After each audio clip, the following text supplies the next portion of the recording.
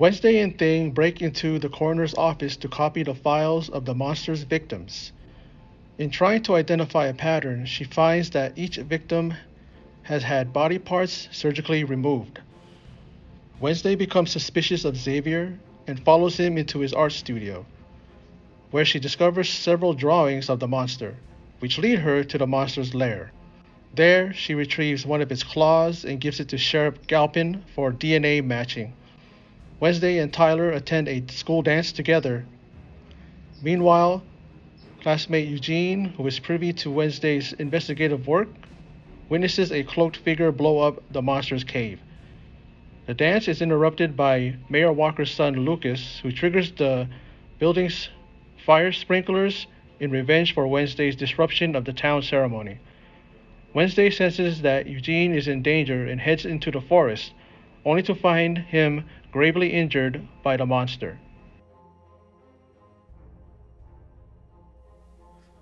Thanks for stopping by the Surge T channel.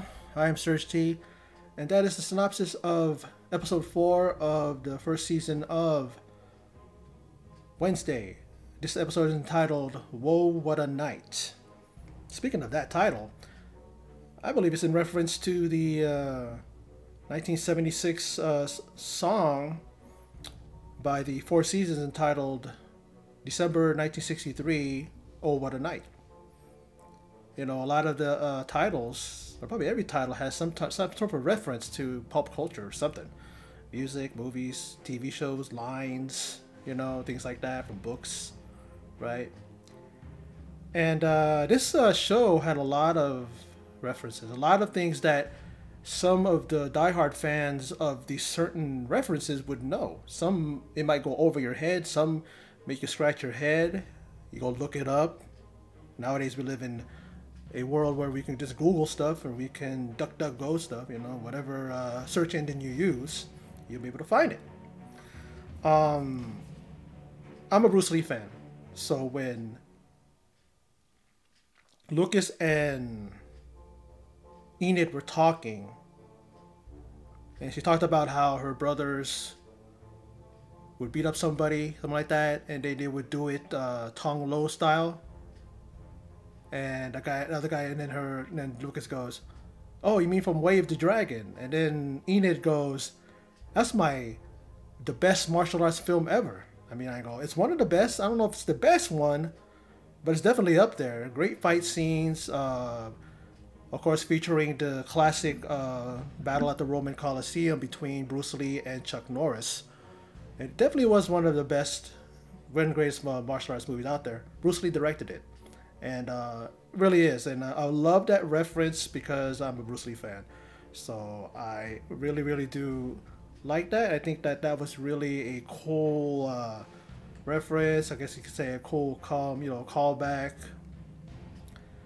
Now, others is when they're at the dance and Lucas and his boys there, they hook up a hose to the sprinkler system, and they start raining down. Looks like blood. And then there's that scene when Wednesday, and she's like pleased, like a smile comes across her face while everybody else is panicking. And then she just goes like this and puts her finger in her mouth and tastes it. She's expecting to be pleased by it, and then she just goes, "These guys couldn't even couldn't even what do you call it? Couldn't spring for real pig's blood." And of course, that's a reference to Carrie. For those of you who've seen that 1976 film, another 1976 thing. And in that one, we know that Carrie was set up. She was going to be the prom queen. She's up there with the prom king, played by William Catt. And John Travolta, who was in that film, along with these other bad high school kids. You know, they pour a bucket of pig's blood over Carrie Fisher. Not Carrie Fisher. Carrie Fisher. Sissy Spacek. And I'm talking about the original one. I'm not talking about the one with Chloe Grace Moretz that was done in 2013. You know, just a string of bad we call it remakes and redos and all that. I never watched it, but I'm not going to watch it because I just do not understand why you don't turn these kids on to the originals. Don't say we got to do it for a new generation. No, play the original. I'm guaranteeing you, they'll enjoy it. You know. But there's that, and my brother, while we're at work, kept playing this song. And I know a song that they sing, another song that is one of the songs that Beavis and Butthead, they do a critique of. You know how they do that in their show. But they played another song from them, from this group called the Cramps, and my brother goes, "Yes, you're gonna understand it later on." And I watched this episode, and that dance, which now has become famous, become viral, become like part of pop culture now, and that is Jenna Ortega doing her version or her take of the Wednesday dance, and the song is titled "Goo Goo Muck." Like I said, it's by the Cramps, and it came out in 1981. And I read that this song, became their first Billboard #1 hit. It shot back up. I gotta tell you, that is the reason why a lot of these people that I don't understand, that they will give you a copyright strike or all this stuff when you play their song, and they're saying it's my property, how dare you use it. And oftentimes these guys end up getting more attention to their music, and sometimes it's not even them, it's the publishing people, the people that own the publishing rights or stuff like that do that. And this song shot up to #1, and I never heard this song before, but definitely it's a cool song. I love the feel of it. I love the vibe. I love the dance that Jenna Ortega, she's the one that choreographed this dance. And I've seen, what do you call that? I've seen like thumbnails that say that she regrets doing that dance scene. I don't know if that's just somebody doing that to kind of clickbait you, and then when you click on it, she actually says something else. You know how that goes. And I look at her when she was dancing, and I'm like, some people might call it cringe. Some people might say it's awkward. Some people might say it's really just weird or odd. But look who you're talking about. It's Wednesday. And I think that it works because they're at a dance. You're actually dancing yourself, meaning you dance the way you dance, the way you feel, the way the music makes you move. And it does fit her character. Like I said about Jenna Ortega, she really, really has just taken this role and made it her own, and she's really taken it and she's hit a home run. She's knocked it out of the park.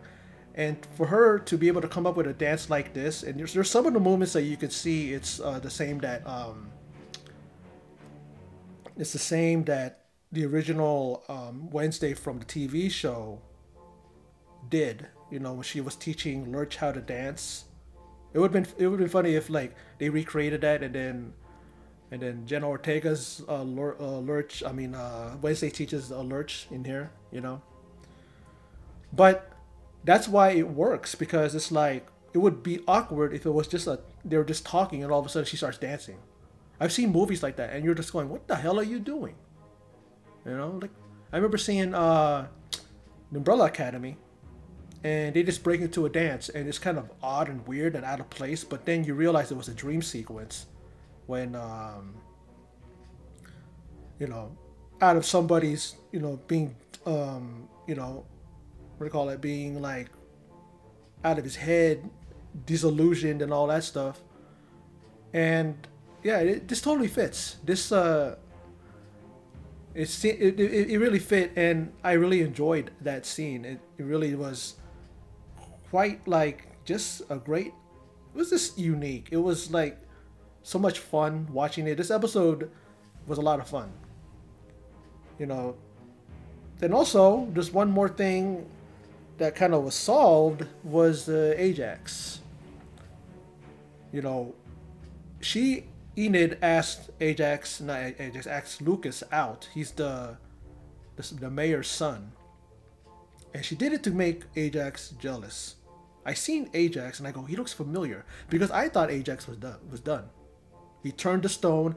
I thought that was it. But later on, when they come together after all that red paint and all that whatever that was, according to Wednesday, it was paint. So I don't. She licked it, and she didn't even have any. She didn't even get affected by it. She just went, it's paint. Or did she say paint? Or did she say something? I think she said paint. Or did she say something else? I might be wrong. But you know, when they finally come together after that hectic thing, that really erratic, scary thing. It was scary for them because they don't know what the hell that was. And then she says that the reason why I asked Lucas out, I wanted to ask you, but you stood me up the other night. And he tells her that he's kind of embarrassed to tell her, but he looked in the mirror and looked at his snakes. He had that whole thing, that same thing, that Medusa thing, with the hair like this and stuff like that. He turned to stone, so I guess he doesn't stay turned stone, obviously, because he was in the episode. He showed up, Here I am babbling about in the last episode. No, I wonder. He says it's to present. It's from the start of the show to the present, so he must be in there. I'm like going all over the place and babbling, and I'm like thinking now. I go, just wait. The explanation happened. It happened in this episode, and it was a good thing. They kissed. They embraced. At first, he kind of went a little bit. She was a little too anxious, and when she went to grab his face, her claws came out. He kind of pushed her back a little bit because maybe we should take this slow. And then it's almost like she said no, and then they just grab each other and kiss each other, which was a nice moment, sweet moment. I really, really, such a fan, and I really do like Enid. She's such a sweet girl, such a wholesome, despite what she is, despite what she can do. She's a werewolf. Remember what she did to that to the bus when she thought that she got stood up by Ajax. But then other than that, she's such a good-hearted person. She really wants to get Wednesday out of her shell. Not that she's in any kind of shell, but she wants her to kind of get her out of her comfort zone. They're gonna go shopping for a dress, and Wednesday didn't have nothing anything to do with it because she's trying to solve a case. This whole episode even opened up with her breaking in to the morgue there with Thing, and she's looking at different bodies, and she finds the right one, the homeless guy, and notices that a foot's cut off. And then she notices later on she has these pictures, and she's giving them to Enid, and she goes, "Yeah, this person had his gallbladder taken out. This person had his heart taken out. This person had a foot missing." Just showing them different pictures of these really disgusting things and body parts, and then Enid just collapses and drops, and then Wednesday's like. She'll tell Thing, get the smelling salts again, because obviously she faded before. And then you see this doctor and Galpin there, Sheriff Galpin, and they're talking about the case and pretty much saying that it's a weird type of case because you see body parts getting taken from the bodies, from the victims. She even gets she even decides to have a little bit of a partnership with Galpin to help him with the case, and he's like, get some hard evidence, get something I can work with, and then maybe we'll work together. And then she gets that what do you call it, that claw, one of the claws from that beast, from that monster, and she gives it to Galpin for DNA matching. What I like about this is the fact that Tyler and Wednesday went to the dance. Wednesday went first with Tyler, and she did it because she wants to keep a close eye on him, because she went to his art studio and saw the pictures of the monster, and she's thinking that he's a monster. She saw him bend over to pick up something while they're in class, and she sees the claw marks. She's saying that there's no way he got that from, what was that, from shaving? What was that he said? And so she's suspect. To her, Tyler is a suspect. And why wouldn't she think that way? Even I think that was her. Not until the last part of this show, which I'll get into. But yeah, like this show, I can't say enough about it. It's such an amazing show, well done, well acted. especially by Jenna Ortega. I can't say enough about her. I mean, I think I say it over and over again. She is amazing in this role. That's Wednesday, and I think she was born to play this role. When you talk about people like that, they were born to play a role. That's Jenna Ortega. When it comes to Wednesday, she just does it, deadpan. She's so serious, right? She's a Wednesday with no emotion, nothing. It's just like, she's just totally like the whole time. The only time she smiles is when she sees something macabre or something, like that. Supposedly, what it was, they thought it was blood. There was all this red stuff, and she's just smiling. And she was disappointed because it didn't taste like real pig's blood. She like they couldn't spring for that, for real pig's blood, you know. But let's talk about Eugene. He is a guy who means well. He cares about Enid, and he's trying so hard to, make her notice him. He even has this whole thing of honey that he gives to her. Wednesday's trying to warn her. He said, I told you, she's not going to notice you. We all know who she loves. She loves Ajax. He decides to go on, tag along with the Wednesday, and they go to the lair of that beast. They find, like I said, the claw. And then when she goes to the dance, instead of going to the lair with Eugene decides to go himself. I'm going, come on, Eugene, why did you go? Wednesday said, tomorrow you'll do it. But he was he said that there's no stopping him, no keeping him from doing what he feels he needs to do. He goes there, he notices somebody lighting the lair on fire, apparently destroying the evidence, whoever that was, because they probably know someone's onto him. Don't know who it is. But then Eugene gets chased off, and in the whole commotion of all that red blood, I'll just call it blood, pouring down on him, she gets a vision. Wednesday tells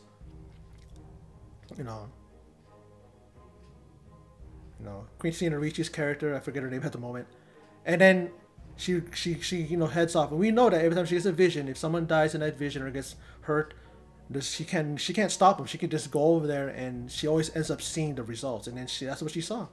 She ends up seeing Eugene. I don't know if he was disemboweled, but he was slashed, and he's on his back, and he's out. Don't know if he's dead. Maybe he's hanging in there. Maybe he's just surviving. Hopefully he's gonna be all right, because I like the guy too. I like his character. He's a good kid too, just like Enid and Wednesday for that matter. But she sees them, and then all of a sudden, right behind her is Christina Ricci's character, and she's like, "Is he still alive?" And I'm like, now, so does that mean that she is, what do you call it? Does that mean that she is herself the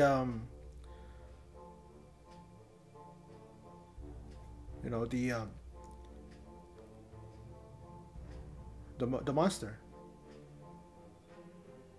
I mean, Wednesday ran off with Thornhill, Christina Ricci's character, behind her, hearing her, and she just said he's in trouble, and she went off to him. And then how did she know? Or did she say he's in the woods? I'm trying to remember, but she was there, like that too. I mean, we saw a look of the beast as he slashed Eugene, and then you see Marilyn Thornhill behind Wednesday. So is she the beast? Is she the monster? Or is it maybe she's the one that's controlling the monster? I mean, remember Tyler was in the underneath the bathtub, right, underneath the water, and he was like breathing heavy and stuff like that. So is he hiding something? Like, is he the monster? Who knows, right? It's very intriguing. I really do enjoy this show. I thought I heard somebody out there.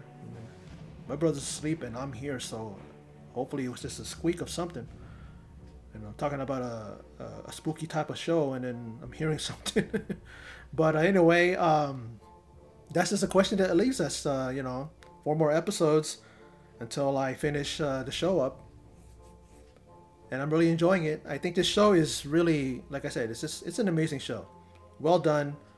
First four episodes were directed by Tim Burton, so let's see how the mood and the how the tempo is and how everything flows in the next four episodes, because they're done not by Tim Burton anymore. So let's see how they go and how it comes along.